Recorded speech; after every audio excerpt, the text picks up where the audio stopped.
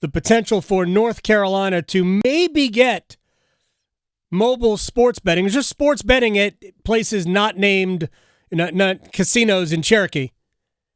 And we talked to Brian Murphy from WRAL TV5, Sports Investigative Reporter, about this a couple of weeks ago. We thought it was a formality, and Brian joins us once again on the Adam Gold Show. You can follow him on Twitter at MurphInNC.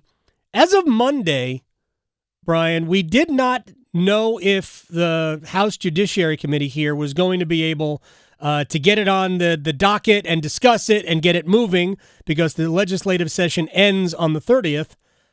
Do you have new reporting on this, sir? I do. The House Judiciary Committee, which is the first of 3 House committees that's going to have to hear this, will hold a hearing on next Tuesday, on Senate Bill 688, which is the main, the main sports gambling bill that passed the Senate. Further, they will also hear what's called a trailer bill, basically amendments to Senate Bill 688, which will be in form of a separate bill.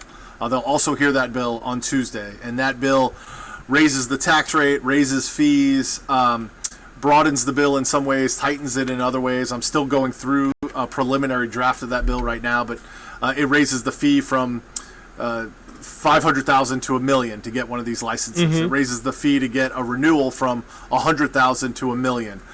So it raises the tax rate from 8%. It looks like they've changed the way the tax is calculated, but it will go to about 14%. So lots of changes that will bring more revenue to North Carolina, more revenue to taxpayers, less in the hands of the sports wagering operators.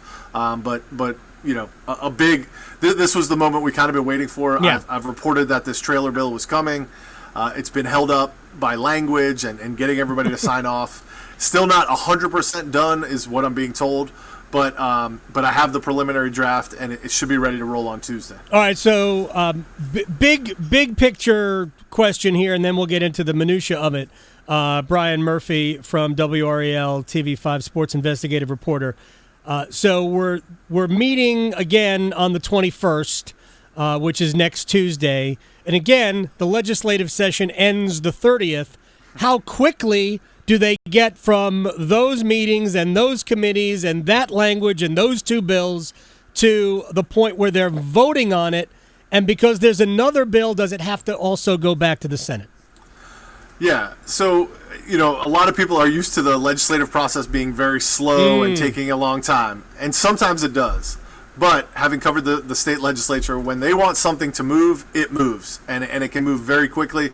Bills get written in the morning, voted on in committee in the afternoon, and passed in the big chamber by the evening. Okay. So, if they've got the agreements that I've been told they have the votes to pass this, it could move very quick. I don't think we'll see a vote next week, so I think we'll be looking at a vote in the final week of the session as they try to get out before the July 4th holiday weekend. So if that does get voted on and passed, when can I go out and bet on the Panthers plus 5 against the Browns?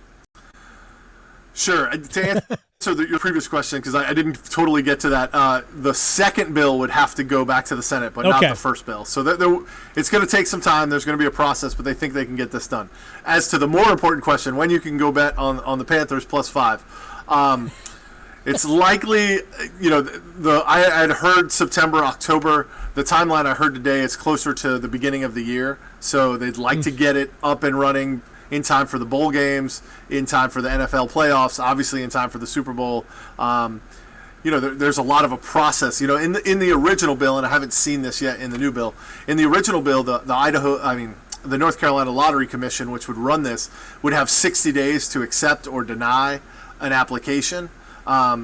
And then you got to imagine that these companies, which are up and running in many states around the country, would be able to get operational very quickly. I don't know if 60 days is a legitimate time frame, so I think we could be looking at post Thanksgiving. Post Thanksgiving. First of all, is it weird that the Lottery Commission would be running this? Is this common in other states? It's pretty common in other states. Okay. Although Tennessee had the Lottery Commission in charge and found that the industry is just changing too much. It's right. too complex, and they created their own sports wagering advisory council, and that is dedicated solely to sports wagering. You look at some of the numbers that are coming out of other states. New York had over $1.2 billion bet in the month of May. Mm-hmm. Tennessee and Virginia, I haven't seen their May numbers. Their April numbers were around $400 million. There should be enough revenue to get a regulatory board up and running that can really handle the issues and not be tacked on to something like the Lottery Commission.